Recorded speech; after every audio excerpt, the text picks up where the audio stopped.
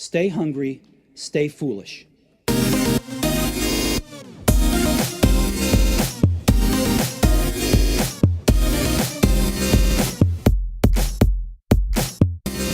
So now on the Innovation Show, it's a great pleasure to welcome Dr. Johnny Ryan, Head of Ecosystem for PageFair and author of A History of the Internet and the Digital Future. Welcome to the show, Johnny. Thanks, Aidan. Great to have you on the show. It's been a long time coming. For anybody listening, you got to check out Johnny's blogs. Really, really insightful stuff about the future of media. But today we're going to focus on GDPR. Johnny's an expert on GDPR, and particularly when it comes to tracking and media, etc. Johnny, I'll hand over to you because I'd love if you would get your definition of GDPR and what it means to the media ecosystem. Thanks, Aidan. It's very hard to give a short definition because, including the recitals, this regulation is over 90,000 words. So it's kind of like giving a summary of Game of Thrones. It needs to be done. Kind of like the Game of Thrones, though, you can say things like there are a lot of sex and violence in it. In the case of GDPR, the focus is to protect the citizen's right. In the EU Charter of Fundamental Rights, it's Article 8, the citizen's right to protection of their personal data. So one way to think about this as a citizen or as a business is that the GDPR takes something that has been the case for many, many years, and it finally gives the regulators and a person who might take a case in court the ability to actually enforce these rules. So let's talk about the general principle that is about to become enforceable in a very serious way. It concerns what personal data are and who owns them. So personal data are essentially any data that can, even in combination with other data, help identify you out from a crowd of people. Anything that could help identify you out from a crowd of people, anything like that is personal data. Now, in your case, Aidan, you are always the owner of personal data about you.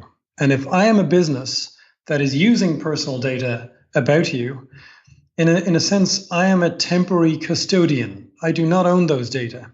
You as the data subject always have the power of ownership over those data. So as soon as I as a business can fully understand my role as a data controller or processor, the shortcut to understanding how these things may be enforced in the future is to understand that actually Aidan as the data subject always has the power over the data that I happen to be holding at this time. And if I want to use those data for any particular purpose, I need to make sure that I have a sound legal basis. In many cases, not in all, that will be that Aidan as the data subject has told me it's okay to do these things with his data. So it's a big mental shift for companies that have for years accumulated as much data as they could and thought that this was a competitive advantage. It may still be a competitive advantage if they can build a relationship of trust with the data subjects. But if actually the data subject does not even know who the business is and how that business got their personal data, then those businesses are going to be in a very, very tough spot. Let me say something else about it. A lot of press has been given, probably rightly, to the level of penalty and the fines that regulators will be able to impose, because the fines extend to, at a maximum, 4% of global turnover in the preceding year. This is big. But what's at least equally important, if not more so, is that the regulation opens up the prospect of what you might call class action lawsuits by data subjects, in other words, by users of a service. And in some member states, it may be possible for non-profit privacy organizations to represent an entire class of users. So you could envisage that the users of an online service represented by a non-profit organization could end up suing a large online service for very, very significant amounts of cash. So that's a major issue. And another is that there is a provision in the regulation for a clawback of revenue that was generated by the misuse of personal data. So this is profoundly challenging for large organizations such as Google and Facebook. It's also quite scary, I think, for SMEs. And this has a extraterritorial effect. companies anywhere in the world, in the United States, Australia, India, it doesn't matter, who want to access the European market must have a representative present in a European jurisdiction who is addressable by our regulators. So if you want to advertise to or offer services to anyone in the EU, you come under you become subject, in a sense, to the GDPR. Now, that's my very brief summary of 92,000 words. Hopefully it made some sense. So this is potentially devastating for companies who use data by tracking. And Johnny, it'd be great if you would explain to our audience how tracking happens on websites. So let me introduce you to some jargon. There are two ways of describing this. One is real-time bidding. Another way of describing it is programmatic advertising. Now, what both of those bits of jargon mean is a very, very instantaneous auction by websites through online auction exchanges for the attention of people who are visiting the websites. And this system lets, in the space of milliseconds, it lets potentially hundreds, if not more, of would-be advertisers put in bids for the opportunity to show you an ad when you visit a website. And all of this happens in the space of time in which a web page loads. So it's very, very quick. Now, the problem is that there are many, many companies involved in making that happen. So if I'm a brand, let's say Johnny Ryan's cornflakes, right? And I want to reach, let's say, a yuppie young parent audience in Renla, I need to try and figure out where those people are. And every time that kind of person appears on a website, I might want to bid on that kind of person and not others. Now, the way that works is I, as the brand, store whatever data I have on my own customers, which may be kosher. I store this on what's called a DMP, a data management platform. You don't need to know the acronym, but just think of it as a data warehouse. And this data warehouse is always trying to get more data on these data subjects to understand them better. And the reason it does that, well, the main reason in theory, is that another type of company, a DSP, which acts as the brand's agent in auctions, that DSP needs to get as much information about what this intended audience looks like out of the DMP, the data warehouse. Now, a DSP is like that person who's at a physical auction and is on the telephone. They are receiving instructions from the person who wants to make bids. And the DSP knows how much I, as the brand, am willing to bid on a particular audience and when to make a bid and when not to. So you've got DSPs acting on behalf of brands and consulting DMPs, the data warehouse, for the kind of person that the brand is trying to reach.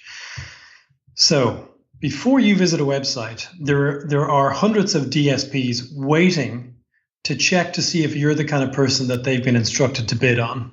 And they are consulting DMPs to know as much about you as possible. You then come along and visit a website. If you visit rte.ie, the website serves you the editorial content on the page, and then it has to make a request for what ads to show you. It makes a request to a company called an SSP, supply side platform. It's the counterparty to the DSP.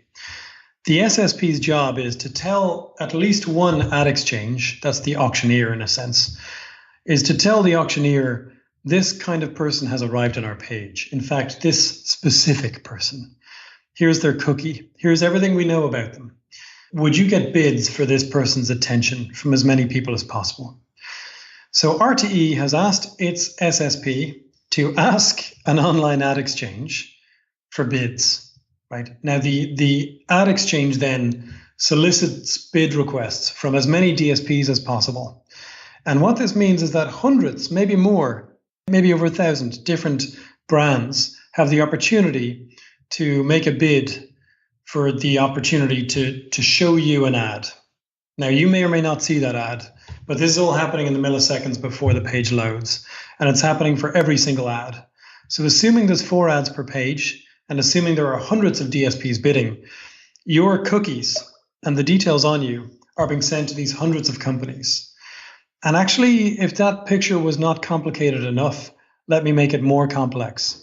because this assumes there's only one ad exchange in the mix. What websites are starting to do is to consult many, many ad exchanges in so-called header bidding. I'm using a non-technical shorthand here. What this means is that there could be many more than 1,000 DSPs involved. Now, I've used a lot of acronyms and technical descriptions here. What I'm describing is a process that exposes your personal data to hundreds, if not thousands, of companies every single time an ad is requested for you. And this means that the data warehouses, even if they haven't submitted a bid for your ad, for their ad to be shown to you, that data warehouses often get the opportunity to continue to accumulate data based on your visit each time you load a web page. So you've got this funny situation where advertising agencies are acting on behalf of brands to try and find the cheapest way to show you ads on pretty much any website that they can get a cheap price for. And at the same time, to enable that to happen, you've got these data warehouses which are accumulating as much data about your online behavior as they can. Now, let me add in another area here. There's a company called a data broker.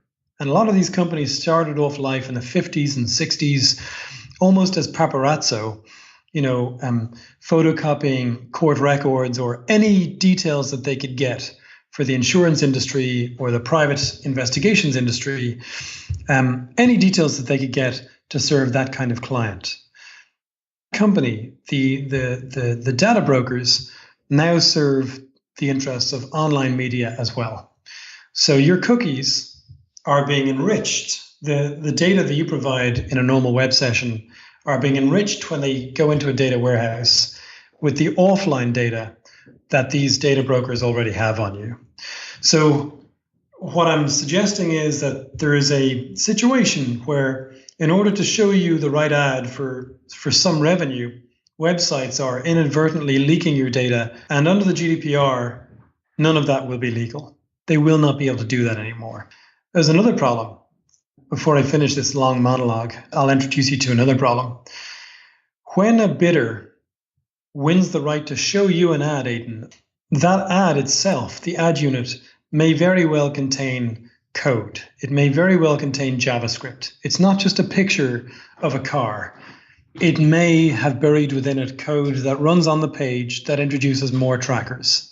The problem that publishers are having right now is that they are leaking data in a manner that is no longer going to it's no longer going to be permitted under the law. And it's exposing citizens to pretty severe risks.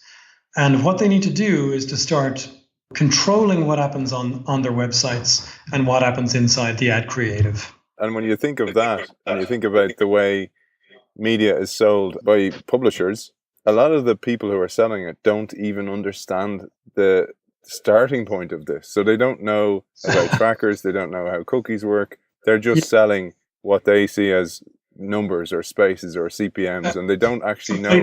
Yeah, and this is the problem, because so many people who are selling advertising came from the publishing world. Yeah, did a one-day weekend course in digital and all became digital experts and have no real essence of what is going on these websites, and it's about to all come tumbling down, and therefore nobody knows what to do. Well, first, let me say that I don't think that those people who came from pre-digital into digital are the problem. I think that they are going to be the solution. The people who are the problem are the people who are too young to remember a time before this system. The people who remember the old normal, those people are going to get the future. But we're currently in this anomalous period that actually doesn't give someone entering the industry now, any perspective. So there are two authorities on this that I think are worth talking about. One is a guy called Sean Blanchfield, who you know. He's the CEO of the company I work for, PageFair. And I'd say he is one of the very few people in the world who understands both the legal situation and in a very, very deep level, because he's a network engineer by training, he understands the technical level. It is unusual, I think, in our industry to have a feel for data protection and fundamental rights on the one hand, and the actual mechanisms that we currently use in the industry to sell people's attention, because those two things are not compatible. So it's been very useful for me to work with a guy like him who gets both sides. The other person who's worth talking about, and I'd recommend them as someone to read to anyone listening, is a guy called Bob Hoffman. Online, he's known as the ad contrarian. So he would refer to himself as a dinosaur. He ran 2 different advertising agencies in the age of print and radio and cinema and outdoor advertising and TV. And he has looked on the digital change as a disaster. And up until the new regulations, I think he's correct. It has been a disaster. It's been a disaster for many brands who are afflicted by very significant levels of ad fraud, where you have pieces of software online masquerading as people and clicking and viewing ads and charging brands for that. It's also been a disaster for media, because you're seeing a situation evolve now where I can go to rte.ie and look at expensive coverage that you have produced about the situation with the Brexit negotiations this week, for example. And based on my cookies on rte.ie, a DMP and DSP together can know that I'm a valuable prospect. And if I then go to bikinibabes.com, I can then be advertised to much cheaper. But they only knew I was the right prospect because I was on rte.ie, right? So we have a very, very strange situation. And I think to a large extent, the new regulations are going to force the industry to correct this problem. What has to happen is that, on the one hand, publishers need to control the data leakage that's happening on their web pages. This is something that in our company we are doing, actually. This is what we're doing for publishers. Once you do that, you break an awful lot of the mechanism that we currently use to sell advertising.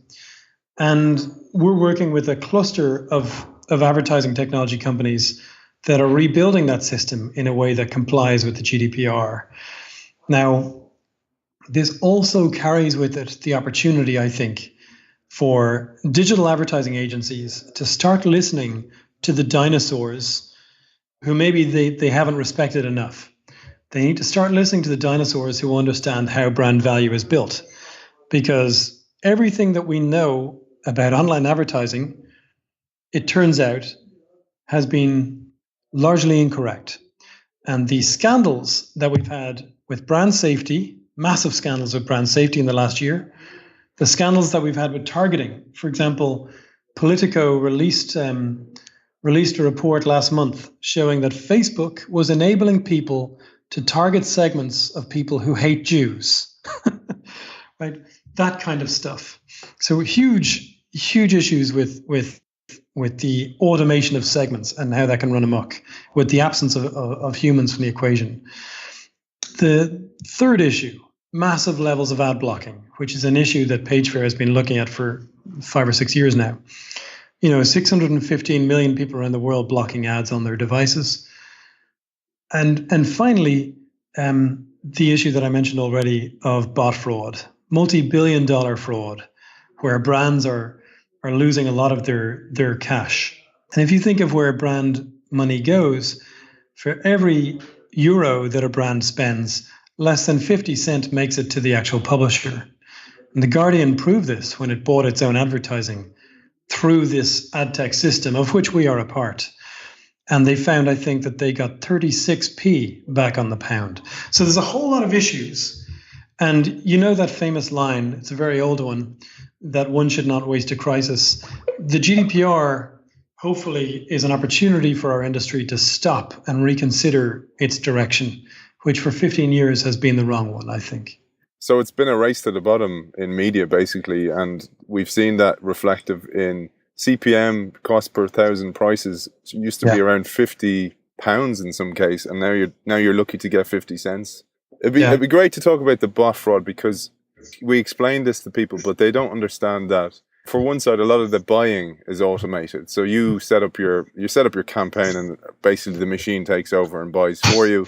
But on the other side, you can also set up fake websites and actually set up fake ad clicking, for example. Well, you described it in a nutshell. Clearly, this is a disaster for the RTEs and the Vogues and the Financial Timeses of the world. If you're premium media and you actually invest in content, which is such a catch-all and commoditizing word, so I'm reluctant to use it. Let's say if you actually invest in editorial, in writing and in video and in pictures with proper photographers taking them, it is the most terrible betrayal of the digital media system that another company, a fraud company, can masquerade as you and sell your audience in inverted commas. Now they're selling a fake version of your audience. So that's terrible for media owners like RTE, for example. But on the other hand, even on real websites, you have bots masquerading as users with the real website's connivance so that the website can charge brands for more money. So we have this two-sided fraud game, and we keep getting news every few months of a major, biggest ever fraud being uncovered.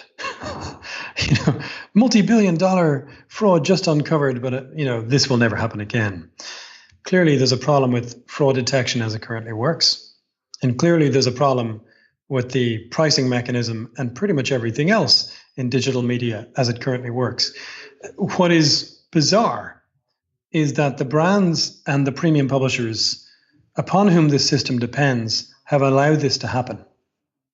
I think what has happened in both cases is that these people did not take digital seriously early enough, and digital was put into a corner somewhere as a pet project of some visionary, but that internal visionary mightn't have had enough internal authority. And so digital ended up being a kind of a second thought. I'll give you an example from when I used to work at the Irish Times.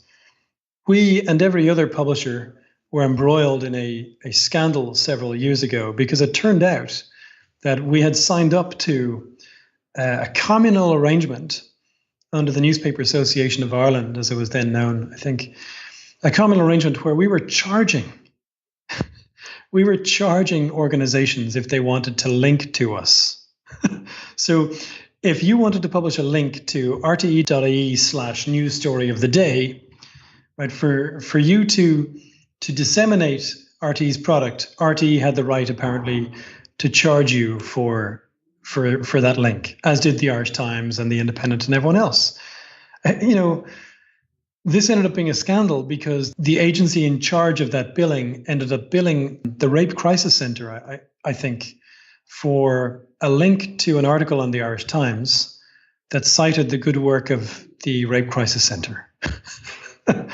Now, I give you that example to show how wrong the media bodies who are normally sensible about how media should work, how wrong they were initially and how wrong-footed they were about some digital issues. But the irony is, these are exactly the organizations that are right in how media should work. They have now learned how digital ought to work, and they've learned that a lot of the early promise of digital has not been delivered on and was, in a sense, smoke and mirrors almost, a kind of a utopian dream. And now it's time for the wisdom of print and of print and TV and radio to come back to the digital world. And let me describe how some of that might work and bring it back to the GDPR. The GDPR says you can't use personal data unless you have a legal basis for doing so. And for online advertising, right, for where you're targeting ads, the only legal basis that is practical is consent. Now, I'm not talking about direct marketing using emails where you're emailing customers that you already have. That's a different thing.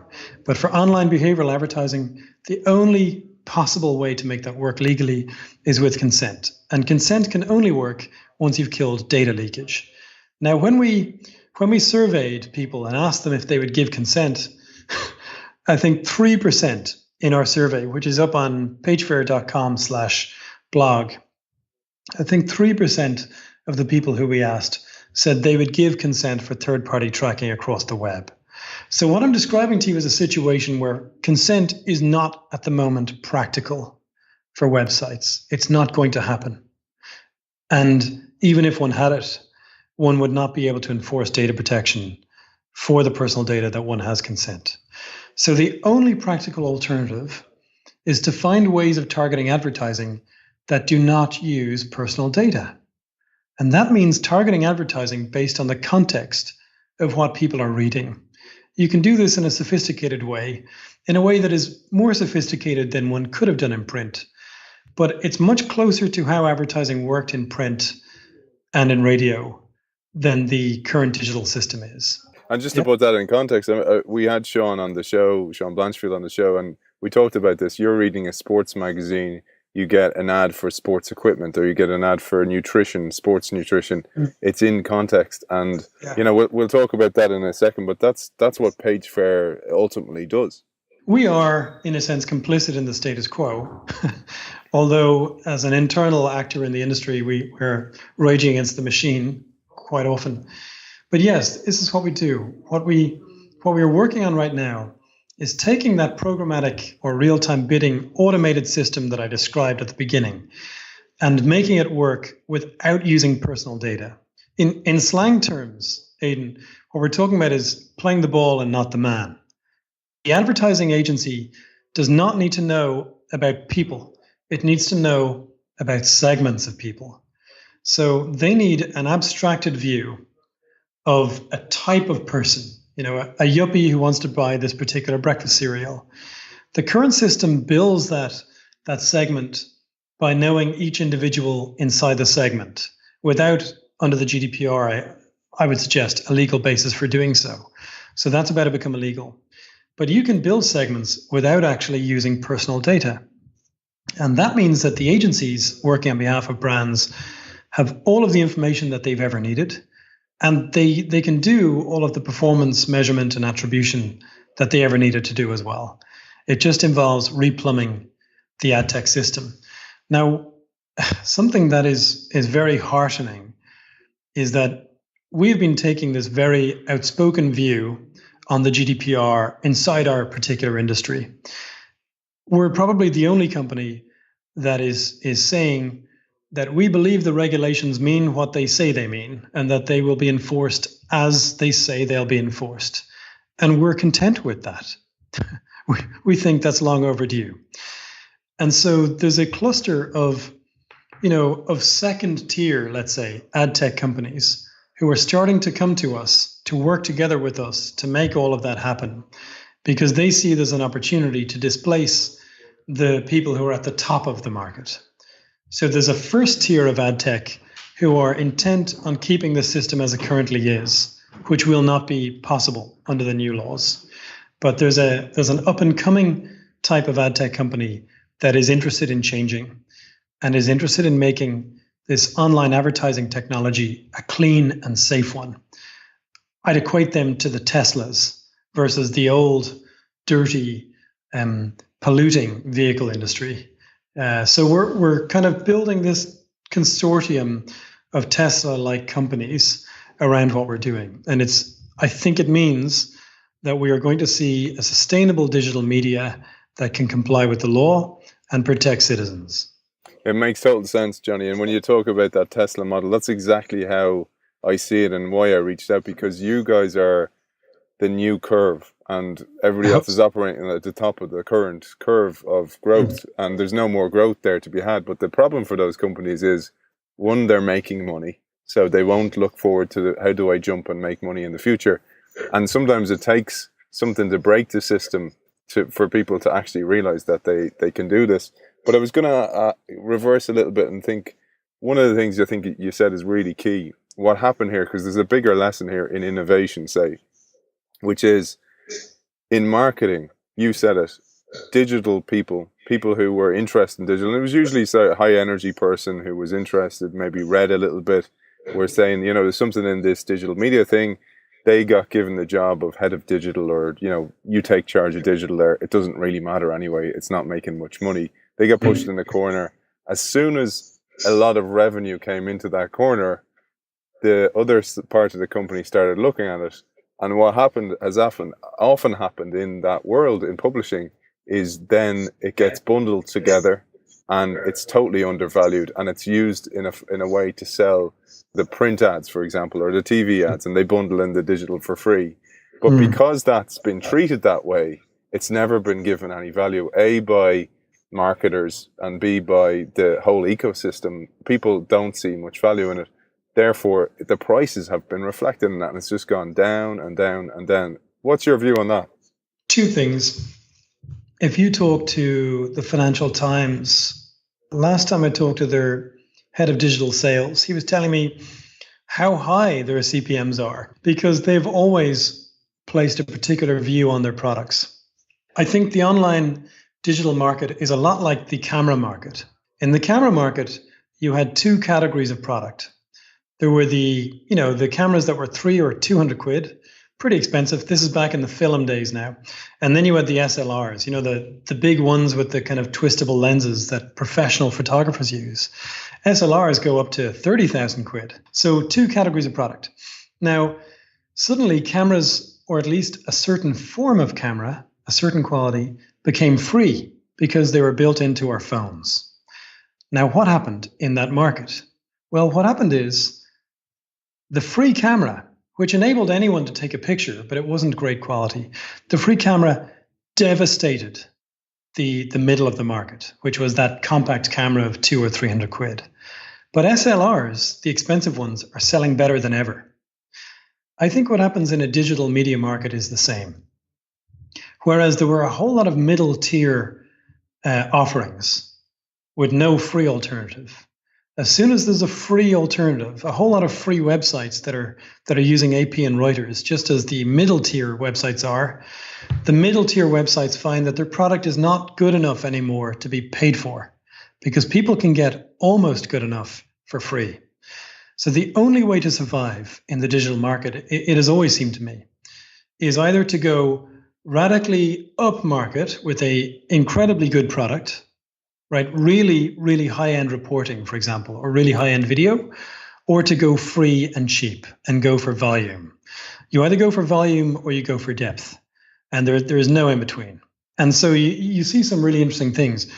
BuzzFeed, for example, and the Huffington Post, both in the last 2 years have invested large amounts of money in investigative reporting teams, including Pulitzer Prize winners. So they have tried to remove themselves slightly from the commodity market of media and go up a tier. When I was at the Irish Times, I was there for a few years as Chief Innovation Officer. One of the projects I was working on was, I guess, an early version of what in the hype cycle you'd now call AI. But the idea was to work with so-called big data researchers in Irish universities to enrich even the simplest part of our reporting with really key insights that no one else would be able to produce at the cheap price that we could produce because we'd have some automated research feeding the journalist. Now, to be honest, I'm not connected with that project anymore. I don't know if it's being pursued, but that's the kind of thing that media companies need to be thinking about to reach that higher tier of product. And I'll give you an example of someone who's probably going to be doing very well. The Irish Farmers Journal. If you're a farmer, you need to read the Irish Farmers Journal. It's got the stuff you need, and they can charge for that. Whereas if you're just a general interest website and you're regurgitating AP and Reuters and whatever else is coming, and then adding in a whole lot of user-generated content, well, I can get that for free anywhere. So why should your ads be worth any more than bikinibabes.com? I think it's all about either building value that can't be got somewhere else, which is expensive to do and involves organizations changing, or it's about joining the chorus of, Daily Mail style websites where you're going for a large volume of people and you're focusing on clicks. But here's the thing. There's another dimension to this now. Under the ePrivacy regulation, which is coming in probably in half a year to a year's time, under the ePrivacy regulation, the requirement for consent is going to be even more acute than it is under the GDPR. And I think that the ePrivacy regulation and the GDPR together will reward brands and websites who build a relationship of trust with their visitors, a long-term relationship of trust, where they can gradually get people onto a journey of giving them consent for uses of their data and eventually turning them into paying subscribers. Now, for the websites that are focused on volume and are interested only in clicks, they will be out of luck because under the ePrivacy regulation, high-value commodity online will not be the click. It'll be the trusted relationship. And those who are just going for clickbait are not going to be able to build those relationships credibly and are going to find that they will not be able to offer advertisers, rich data offerings about users visiting the site, because the users visiting the site will not trust the site enough to allow their data to be shared in that manner. You've always heard content is king and context is queen, and she wears the trousers. When you think of journalism, so journalism is something that people have said is under threat for quite a long time. But in this world, journalism comes straight back to the fore again, quality journalism. Absolutely. Give me what I can't get anywhere else and inform me in a way that I need. Now, if you think of a brand like the Irish Times, the RTE is similar, and I'll get into that in a moment. The Irish Times is in a very unique position because it's owned by a trust. And the articles of the trust are about 2 pages long, but you can summarize them. I came up with a shorthand for myself just so I knew what the purpose of the organization was when I was there. The purpose essentially is turn people into thinking citizens. Now, not everyone would agree with that summary, but I think that's the summary of the trust. It talks about concern for your fellow human, whether they're in your country or in another one, the wish to be informed and to turn people into informed thinkers so that they can better participate in a richer democracy. All of these high-minded ideals. Now, that sounds like a non-commercial thing, but actually that's an incredibly strong basis to try and build a quality product from, because it says it's okay for you to lose money if you're turning people into thinking citizens, because that stuff costs money. But it turns out that that is at least as good a bet as regurgitating user-generated content is. It's at least as good a bet, because what today in our information market is scarce is not news in inverted commas. It's trustworthy news and insight. You can get AP and Reuters anywhere, right? Now, AP and Reuters are very good. I'm not trying to dismiss that, but you can get these kind of news anywhere. What's really useful, and the reason people listen to podcasts, for example, the reason The Economist is doing so well, is that the value add of insight, and I don't by that mean comment from a columnist. I mean very well informed comment from a very good journalist who may be a columnist. That is a unique thing that people, I think, are willing to spend money for.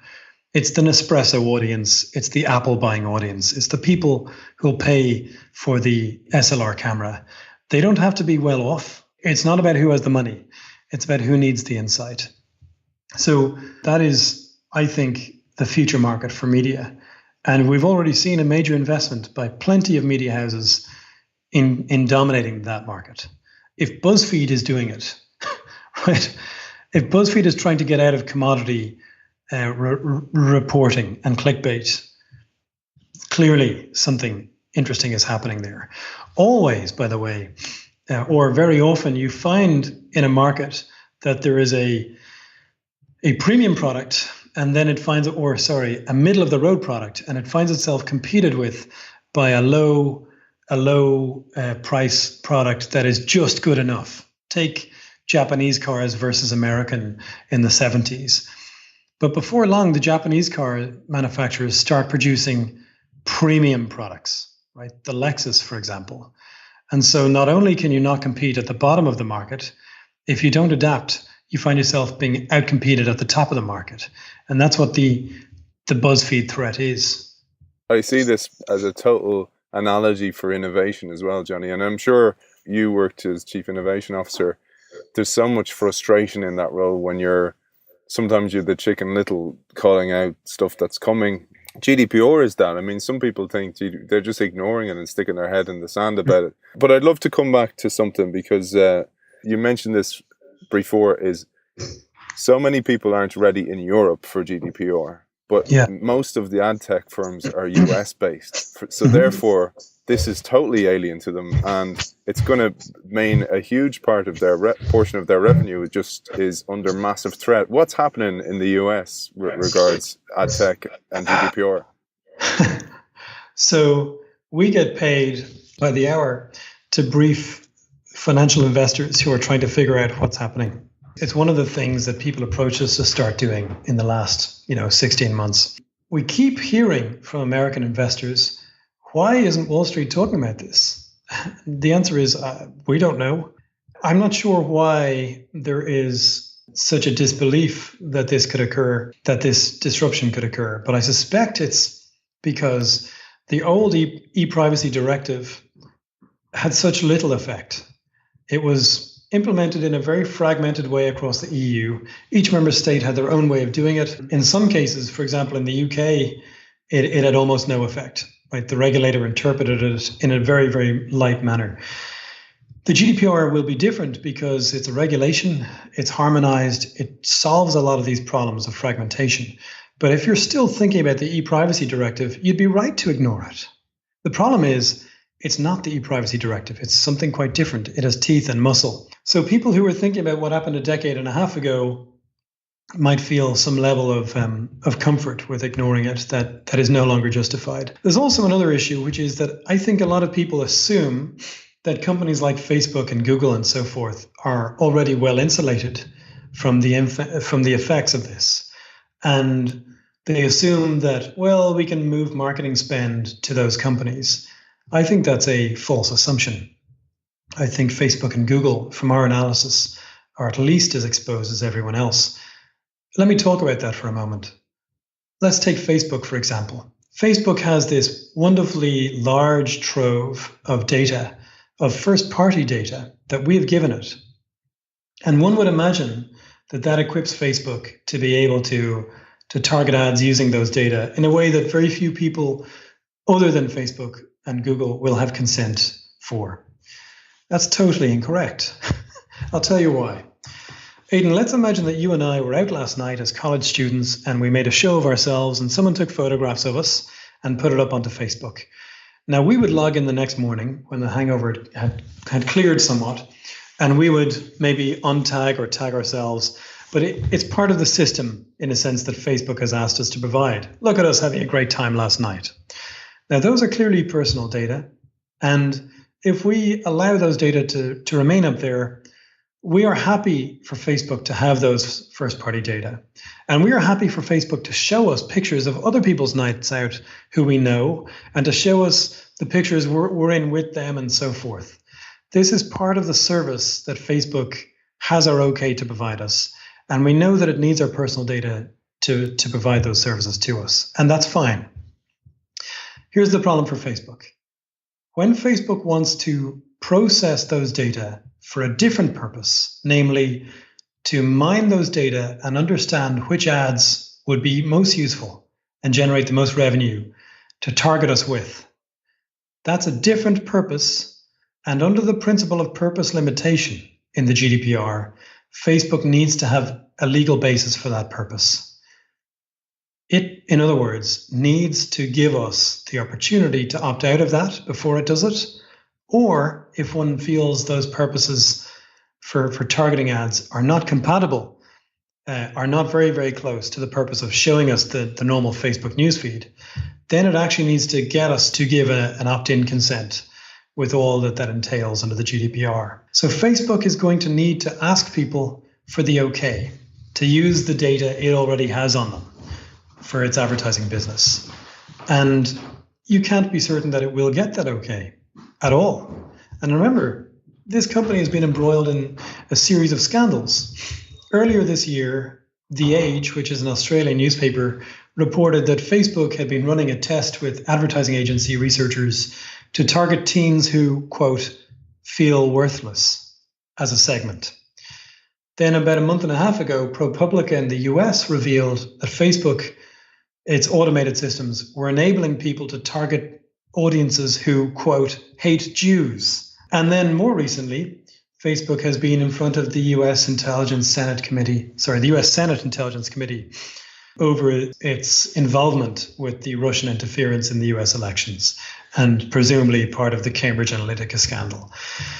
These companies may be sitting on a trove of first-party data, but they don't get to use them willy-nilly without consent. So they are at least as disrupted as everyone else. A few months ago, Google announced that it decided it would stop mining our personal email content to understand how better to target us with ads across the Google network. So Google unilaterally stopped mining email content for ad targeting purposes. But I would be very surprised if part of that decision was not based on the realization that they would have to ask people for consent to do that under the new regulations, and that if people refused to opt in, they would still have to provide the email service. In other words, they would be educating hundreds of millions of people across Europe about the ability to not opt in to mining for targeting purposes that have nothing to do with the service that you've requested. So Gmail tracking is an example of the kind of disruption these companies are going to experience. So there's one last thing to ask you about, Johnny, because that disruption is immense and it's going to be interesting to see how it plays out. Just a quick word to our sponsors. This show is sponsored by Johnny Ryan's Cornflakes. The thing I wanted to ask you, Johnny, about was your blog you wrote about the IAB Directive, because you see there's holes in that directive that came out recently. So the IAB is an industry body that represents primarily ad tech companies. There are some publishers involved, but in general, it represents ad tech companies. And we, for example, are members of IAB UK and IAB Tech Lab in the United States in New York. Now, IAB Europe last week released a guidance document that purports to show the legal rationale why, under the GDPR, websites, so publishers, can ignore the GDPR and force or try to force visitors to their site to give their consent for their personal data to be used for ad tech companies. Now, I'm going to give you a summary of what's wrong with the legal argument for anyone who's interested. They are relying on a misinterpretation of an article in the GDPR, Article 95, which says there shall be no additional obligations imposed by the GDPR further than any that are already present in the ePrivacy Directive or the ePrivacy regulation when that enters force. And they use this, thou shalt not impose any further obligation view to try and then ignore the rest of the GDPR and refer back to a recital of all things in the ePrivacy Directive. So recital 25 in the ePrivacy Directive says, you have a narrow permission to ask people to consent to the placing of cookies on their machines if that's necessary to provide them with the service they've requested for use of. Now, that is an allowance. It's not an obligation. So this means you can't use Article 95 in the GDPR to refer to it. But in any case, even if you could, Recital 25 in the ePrivacy Directive only refers to services that the user has requested. In European legal terms, information society services. It doesn't refer to the mining of your personal data for the purpose of targeting you across the web. It doesn't refer to surveillance. That's not what it's talking about. And even if it were, it only refers to the partial and narrow allowance for specific small parts of your website. So it's, as a piece of guidance, I'm not assigning any acts of bad faith to IAB Europe, but I am saying it's sloppy. And as a piece of guidance, it's wrong in part and in composite. And it exposes any website that actually relies on it to the risk of breaching the GDPR, essentially at the behest of a group of ad tech companies. And this strikes me as very odd because we have demonstrated that you can target ads effectively, do everything you need to do without using personal data. And this means you can put every bit of your operation outside of the scope of these new regulations. So you can do everything the brand needs done to target advertising, and you can step outside of the scope of the regulations because you're not using personal data, which is good news for the citizen, and it's good news for the brand, and it's very good news for the website. So as a piece of guidance, we are surprised at how deeply flawed it is. But let's talk about the principles involved. The principle that guidance is based on is an assumption that personal data, the right to protection of personal data, is something that one can transact away. But in European law, certain things are protected as fundamental rights. Article 7 and 8 in the European Charter protect your right to personal data and to private life, because many of our fellow European citizens across the continent have experienced living under the Stasi and have experienced living under the Soviet regime. And they take personal data very seriously. They take it as seriously as anyone who's been reading about the Cambridge Analytica scandal should. And the idea that one can transact that fundamental right away and say, I will sell you the ability to surveil me across the web so that I can read this page of text is incongruous. And the person who put it best is the European Data Protection Supervisor, Giovanni Bottarelli. This is just an opinion of his. This isn't a piece of law.